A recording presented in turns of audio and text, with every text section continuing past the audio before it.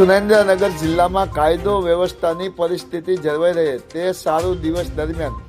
coming આયોજન કરતી સુરેન્દ્રનગર જિલ્લા પોલીસ સુરેન્દ્રનગર જિલ્લામાં કાયદો વ્યવસ્થાની પરિસ્થિતિ સામાન્ય રહે અને કોઈ પણ અનિશ્ચિત બનાવ ન બને